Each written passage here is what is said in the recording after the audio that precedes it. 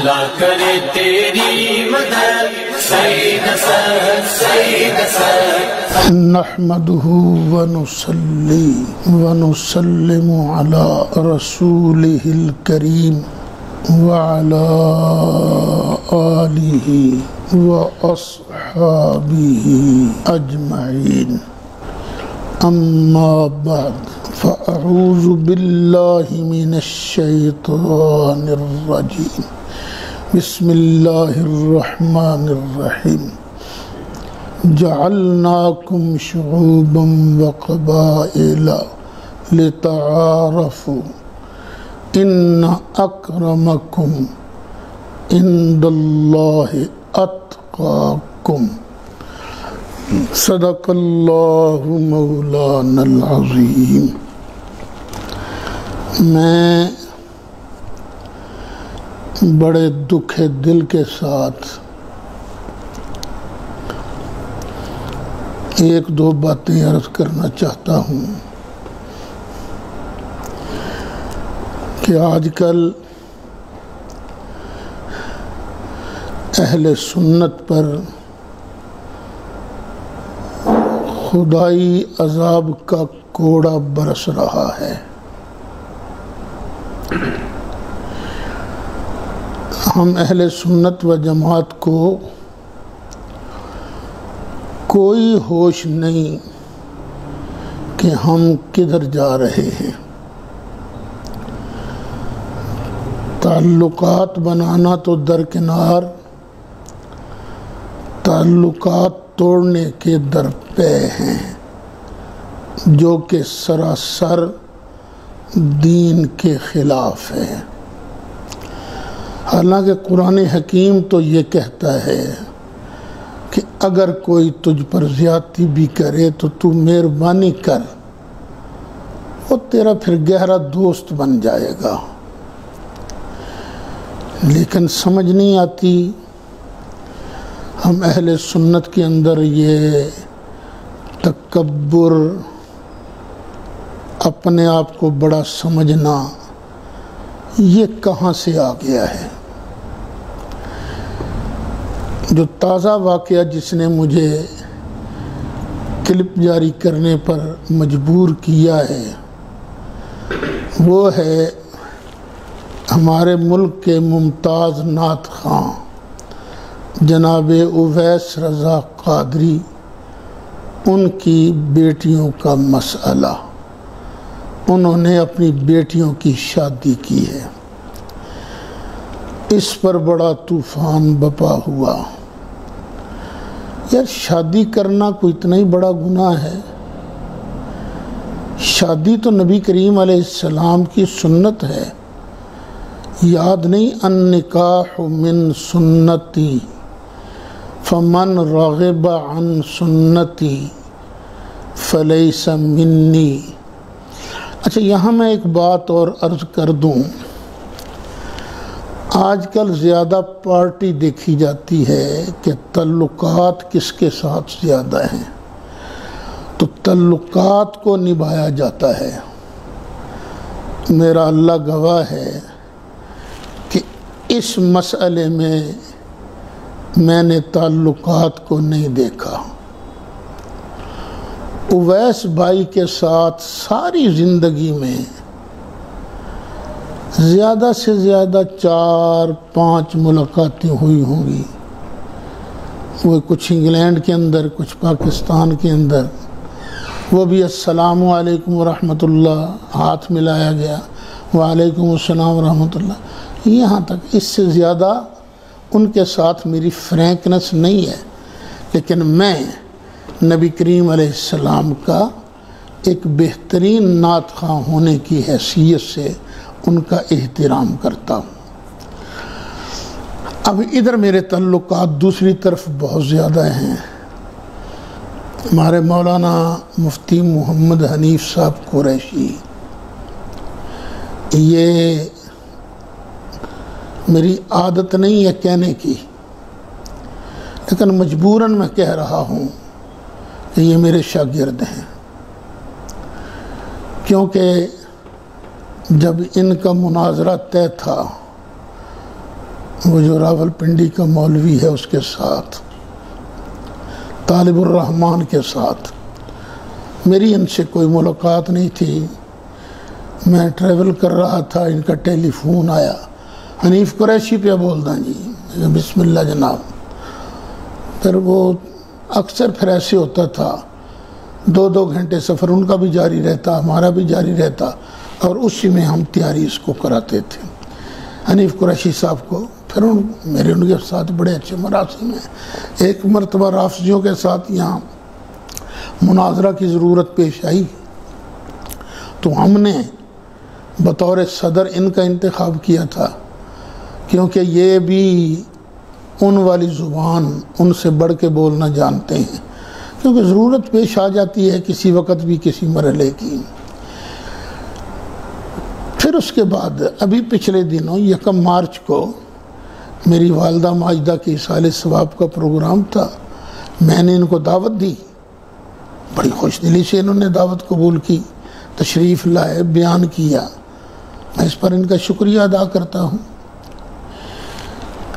اور مظفر شاہ حسین شاہ صاحب جو ہیں وہ بھی اہل سنت کے ایک بہت بڑے خطیب ہیں۔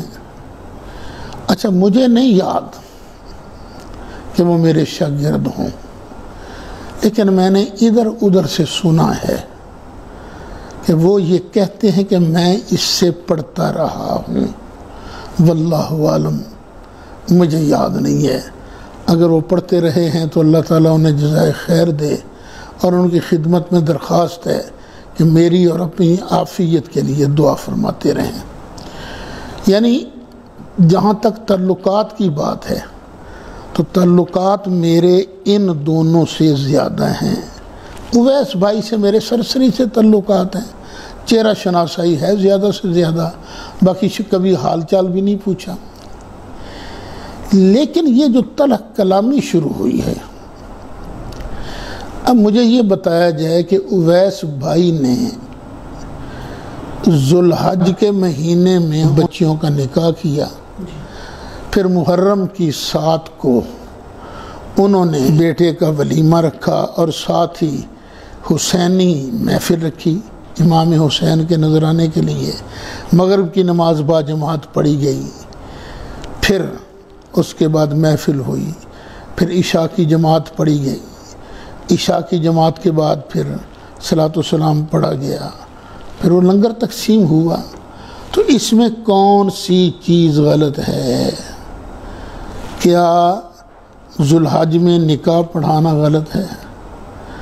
اگر ذوالحج میں نکاح پڑھانا غلط ہے تو وہ حضرات جو واقعہ کربلا کے چشمدید گواہ ہیں، وہ 10ویں محرم کو حضرت امام قاسم اور حضرت سکینہ کا نکاح نہیں پڑھا دیتے، کیونکہ سراسر غلط لگتا ہے۔ ایک تکلیف دہ بات یہ بھی سننے میں آئی، اور وہ تقریباً 2 آدمیوں کی طرف سے سننے میں آئی کہ وہ بچیاں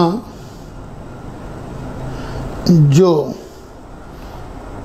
صبر نہیں کر سکتی وہ 7 ذوالحج کو ہی دیوار پھلانگ کے چلی جائیں، اور جو صبر کر سکتی ہیں وہ آرام سے بیٹھی رہیں، 10 محرم گزرنے دیں۔ بھی آپ مفتی ہیں، آپ مناظر اسلام ہیں، کہ آپ کو پتہ نہیں الیوم اکملت لکم دینکم واتممت علیکم نعمتی ورضیت لکم الاسلام دینا؟ یہ قرآن پاک کے کون سے پارے کی کون سی آیت ہے جو آپ تلاوت کر رہے ہو؟ حدیث شریف کی کس کتاب میں نبی کریم علیہ السلام کا یہ فرمان علی ہے؟ یہ میرے بھائی دین کو مذاق نہ بڑھاؤ۔ آج بھی لوگ تانا دیتے ہیں، تانا خاص طور پر ہم سنی علماء کو، کہ ان کے پلے شے کوئی نہیں، یہ بالکل نکمے ہیں، نااہل ہیں۔ تو آپ اپنے طرز عمل سے کیوں ان تانا زنوں کی بات کو سچ ثابت کرنا چاہتے ہیں؟ پھر ایک چیز جو انتہائی قابل تشویش ہے وہ یہ ہے کہ جن کو عاجزی انکساری کا پیکر بننا چاہیے تھا وہ اکڑ خاں بن گئے، ان کے اندر تکبر کوٹ کوٹ کے بھر گیا، ڈنکے کی چوٹ کہا جاتا ہے۔ ہم سادات کا مقابلہ کون کر سکتا ہے؟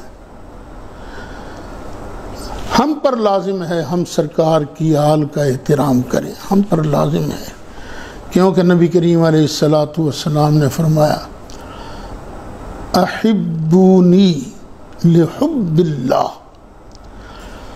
میں چونکہ اللہ کا محبوب ہوں اس لیے اللہ کا محبوب ہونے کی حیثیت سے میرا ادب کرو، میرے ساتھ پیار کرو۔ وَأَحِبُّ أَهْلَ بَيْتِي لِحُبِّي، اور میری اہل بیت کی وجہ سے، میری وجہ سے میری اولاد کے ساتھ، میرے خون کے ساتھ، میرے اہل بیت کے ساتھ پیار کرو۔ اللہ کا لاکھ لاکھ شکر ہے اہل سنت کی عظیم اکثریت وہ دل سے سادات کرام کا احترام کرتی ہے۔ ہاں وہ سادات سن لیں جو اکڑ کر کہتے ہیں اوے تھوڑے دل لازم ہے ساڑا احترام کرنا، تسی امتی ہو، ان کا احترام دل سے نہیں کرتے، اتوں تو شاہ جی کہن گے۔ تو یہ چیز ذہن میں رکھنی چاہیے، ہر سید ہر غیر سید سے افضل نہیں۔ سرکار داتا گنج بخش علی الحجویری رحمۃ اللہ علیہ اور پیروں کے پیر حضرت سیدنا غوث اعظم محبوب سبحانی رحمۃ اللہ تعالی علیہ، ان دونوں کا ساتھ ہی حضرت خواجہ خواجگان خواجہ غریب نواز کو ملا لیجئے۔ کیا ان تینوں کو ملا کر حضرت بلال کے درجے تک یہ تینوں پہنچ جائیں گے؟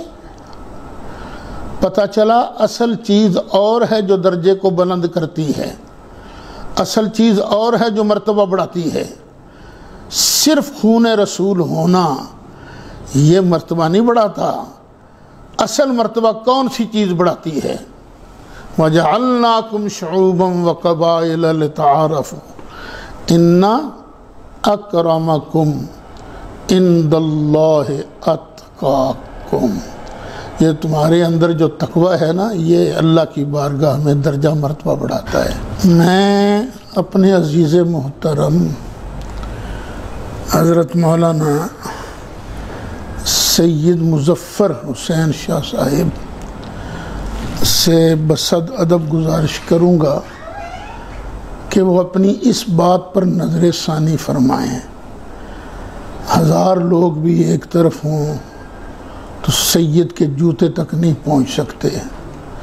شاہ صاحب آپ نے مجھے خود بتایا تھا کہ میں حضرت تاج الشریعہ کا مرید ہوں، آپ ہیں سادات میں سے اور آپ کے مرشد ہیں حضور تاج الشریعہ خاندان پٹھانہ میں سے، وہ پٹھان ہیں، خان ہیں، تو اب کیا کہیں کون افضل ہے کون افضل نہیں ہے۔ اپنے اس رویے پر نظر ثانی فرمائیں اور قوم کو جو آپ نے اس طرف لگا رکھا ہے نا کہ باقی امتی ہیں اور ہم اونچے ہیں، اس طرف سے پیچھے ہٹائیں انہیں۔